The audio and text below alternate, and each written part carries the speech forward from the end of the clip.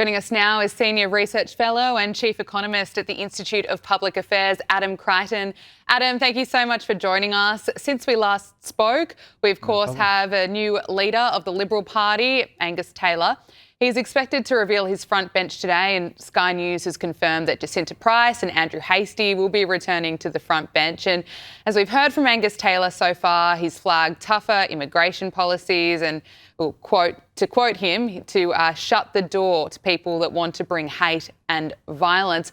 We're going to, of course, get into the immigration debate in a moment. But Adam, first of all, can I get your thoughts on the new leadership? Because as well as getting the right people front and centre, unifying the party, putting out some strong policies, he's up against the rise of One Nation and he's trying to win back support there. And that's going to be very tough to earn back the trust of voters who've abandoned the Liberal Party.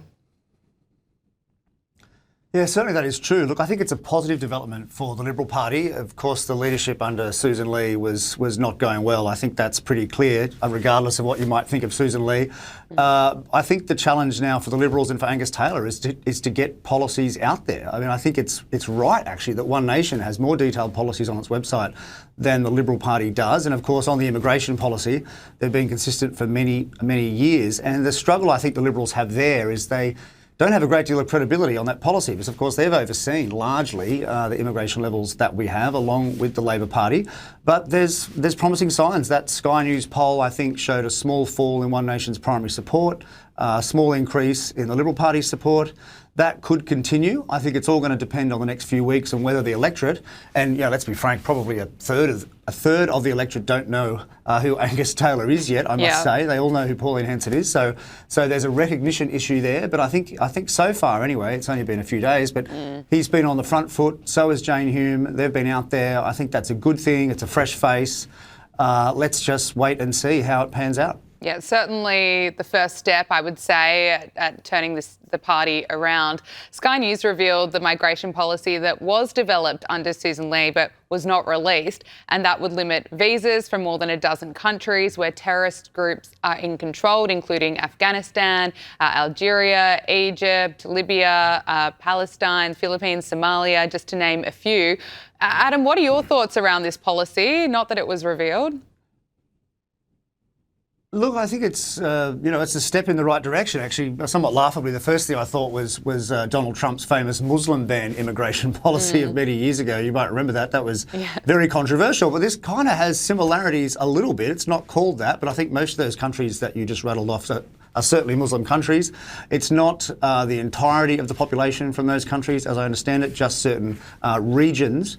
I think it's reasonable, especially in the wake of the tragedy of Bondi. I think people want to see greater quality of migration coming to Australia. They don't want to see people here where statistically there's a higher probability that they're not going to enmesh and gel with the Australian community. But the problem with the policy I see is that it's not really about numbers. I mean, I imagine that the sheer numbers of people coming from those places are pretty low, and I think the overarching anger about migration is the level. I think just the sheer quantity. I know it's been falling. Labor keeps saying it's falling from 500,000 to 300,000, which is the latest figure. But 300,000 is still a lot. And even the budget forecasts of 220, 230,000, these are still huge figures compared to any other Western country. Probably, I would say, more proportionately than any other developed country in the world. So they're still very high.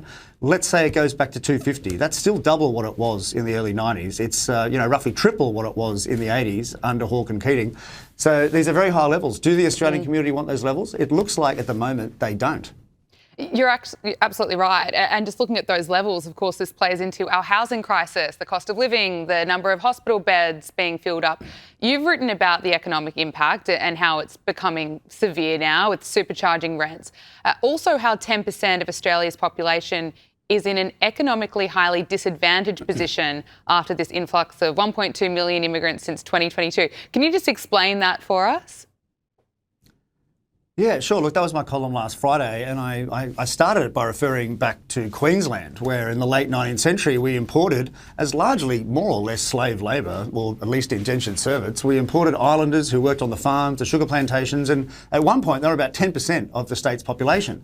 Now, in 1901 we sent them all home, largely all of them, and then I realised now, fast forward 120 years, we've still got 10% of the Australian population this time, the whole country, more than 2 million people who are in similar, obviously not as bad, but similar situation. They don't have the same rights as Australian workers. They can be certainly taken advantage of by employers who know that they can dob them into authorities if they're working too many hours, or if they can force them to accept cash work.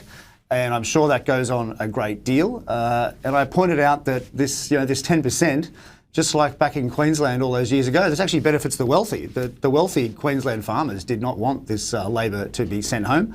And just like now, I think the inner city wealthy voters want their cheap Uber rides, they want their cheap restaurants, they want their cheap cleaners and nannies and so forth. The same sort of economic arguments are at play again. And for a lower income native-born Australians, the competition for low-skilled jobs is huge. Of course, it's supercharging rents, cost of housing is through the roof.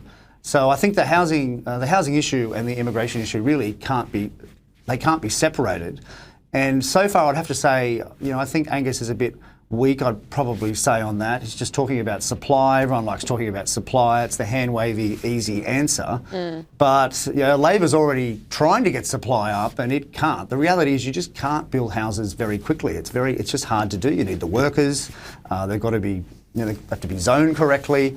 So I think just talking about supply is not going to do it. I think you need to cut the level of immigrants. No, absolutely. Look, Jim Chalmers, he's rejected Angus Taylor's offer to work on a bipartisan approach to rein in government spending. Jim Chalmers has rejected Angus Taylor's offer to work on a bipartisan approach to rein in government spending. Taylor wrote to the Prime Minister arguing that the budget repair task was just too big for politics as usual, but Jim Chalmers immediately dismissed the proposal, labelling it as a political stunt. It might have been, but the federal spending has been forecast to exceed $1 trillion in the near future, Adam. Yeah, look, it's extraordinary. I mean, I spent a few years in Washington and I came back and federal spending had gone from something like $500 billion a year to $750 billion. I mean, that is just eye-popping, and the growth rates are still extraordinary. I mean, the last few years, more or less, have been the fastest growth outside COVID since the Whitlam government in the 70s, and it's a serious problem. It's fueling inflation, as you know, 3.8% inflation. It's rising. There's budget deficits as far as the eye can see, even though tax revenues are rising extremely quickly every year. So spending is certainly out of control. And just back to One Nation briefly, they do actually have policies on their website, as I understand it, that would significantly cut spending, such as scrapping all of the associated climate change subsidies and departments, which, at least on the IPA's calculation, is more than $10 billion a year now. So that's a lot of money.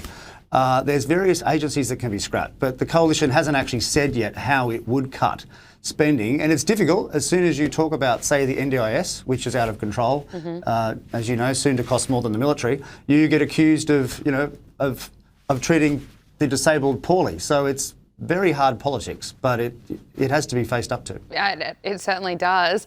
I want to turn to what's happening in the United States. Interestingly, Stephen A. Smith, he appears to be floating the idea of a presidential run. The broadcaster, political commentator, has said that he's giving strong consideration to a 2028 campaign.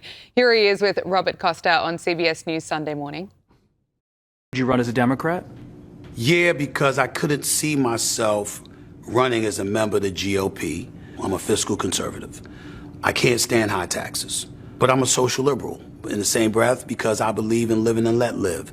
I pay attention to the desolate and the disenfranchised. Yes, I like strong borders. That's absolutely true. We never needed open borders, but we don't need it to be completely closed either. We're a gorgeous mosaic. Sounds like you're getting a stump speech ready, Stephen. No, there's no stump speech, but I can give it. Could you be competitive in a Democratic primary? Some big names might run. Gavin Newsom, the California governor, among many others. I respect all of them in terms of their intellect, in terms of where their heart lies, in terms of the service that they want to provide to this country. It's interesting. He was also asked about if he was going to run, would he be worried about racism? And he said no. Listen to his answer. Would you worry about racism if he ran for president? No. I know it exists. I know that you can't escape it, but I do not believe it is as prevalent as some on the left would like us to believe. I do believe a vast majority of Americans judge you on the content of your individual character rather than the color of your skin. Yeah, Adam, I certainly agree with that. What do you make of what he Great had line. to say? Well, certainly he's right there. I think the so-called intelligentsia, media class obsess about racism in America as much in Australia, but it is actually far less prevalent. I think he's right there. But look, I think he'd be a very formidable Democratic candidate, and I think Republicans should be concerned. He's basically a centrist. I mean, I think his trouble is going to be winning over the Democrat extremists in the party. He's not left-wing enough. He's not extreme enough. But I think. In terms of the wider American electorate, he would be very competitive, I think. Those other names you mentioned, Gavin Newsom, I think he's just very tainted by the basket case in some respects that California has become. And I think he'd be an easy target for a future Republican candidate. Yeah, it's going to be interesting to see what plays out. Senior Research Fellow and Chief Economist at the Institute of Public Affairs, Adam Creighton, thank you so much for your time. Thanks, Gab.